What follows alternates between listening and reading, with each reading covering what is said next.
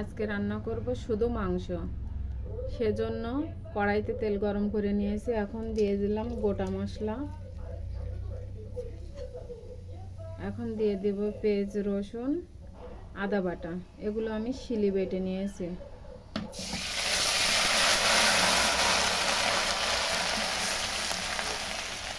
আর এ পাশ দিয়ে দিয়েছি ভাত। আর দেখুন একটা জিনিস, এই কাঠে ভিতরে ইঁদুরে মাটি উঠাইছে, বুঝেছেন?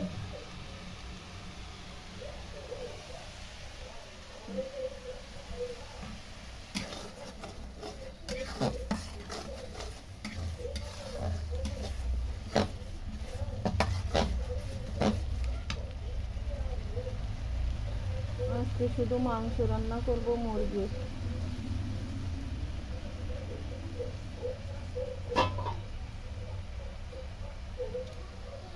এই যে মাংসটা কেটে বেছে নিলাম, নিয়ে এখন এটা হালকা ভাজা ভাজা হয়ে আসলে ওখানে দিয়ে দিলাম ঝালের গুঁড়া।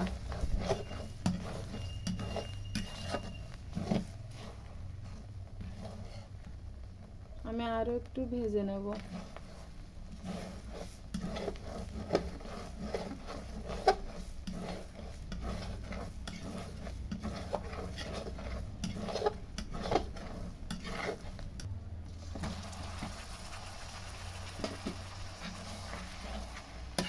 মাংসটা দিয়ে সুন্দরভাবে নাড়াচাড়া করব।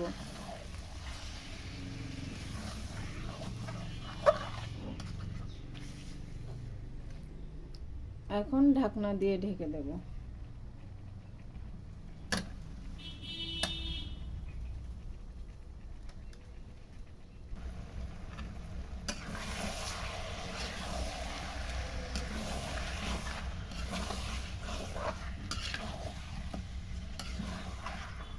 এখন দিয়ে দেব লবণ।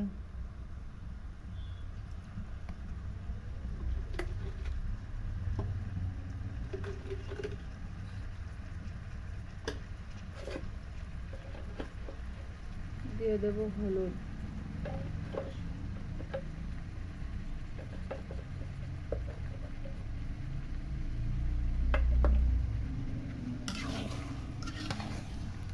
সুন্দরভাবে মাংসের সাথে মাখায় লবণ আর হলুদ। এখন দিয়ে দেব ঢাকনা।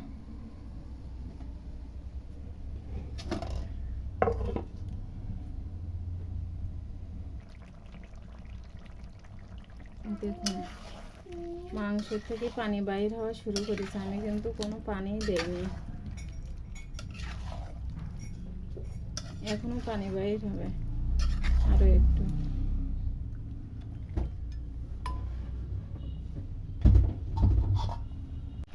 মাংস থেকে যে পানি ছেড়ে দিছিল সেই পানিটা শুকাই নিলাম। এখন অল্প করে আবার পানি দিয়ে দেব কষানোর জন্য। বেশি দেব না, অল্প পরিমাণে। এই পানিটা দিলে আর মাংসের ভিতরে যে গন্ধ থাকে এই গন্ধটা লাগে না। আমি এইভাবে কষাই। অনেকে মনে করবেন মাংস জাল দিলে হয়তো ছাড়াই যাবে, কিন্তু ছাড়াবে না।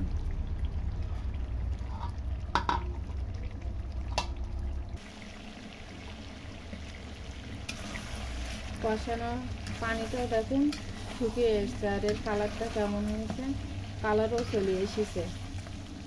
এইভাবে হালকা একটু পানি দিলে এর ভিতরে যে গন্ধ থাকে ওই গন্ধটা আর লাগে না, মাংসের গন্ধ। আমি এইভাবে রান্না করি।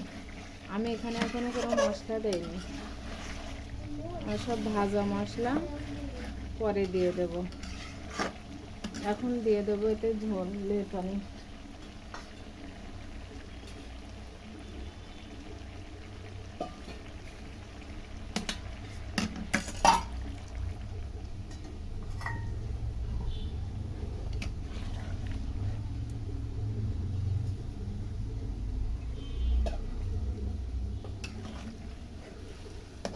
আর একটু দেবো, আমার চুলায় অনেক আগুন আছে, এজন্য আর একটু দিয়ে দেবো পানি।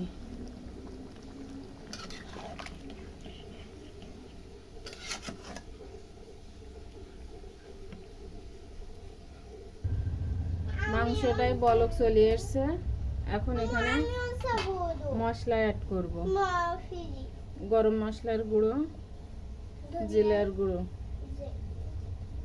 দিয়ে হালকা নাড়া দেব, বেশি না, দিয়ে ঢাকনা দিয়ে রেখে দেবো। আর চুলোয় অনেক আগুন দেখুন, এজন্য আর জালও দেব না, পরে আবার ফিরে আসছে। দেখুন মাংসটা রান্না শেষ, কি সুন্দর কালার হয়েছে। এখন দিয়ে দেব আনামের।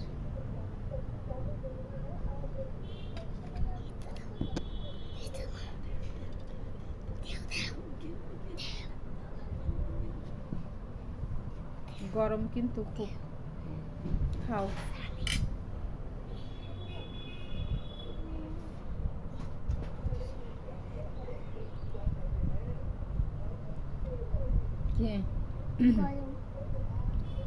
আমরা খাওয়া দাওয়া করি, আপনারা সবাই আমাদের সাথে থাকবেন, এগিয়ে যাব, দোয়া করবেন যেন ভালোভাবে এগিয়ে যেতে পারি।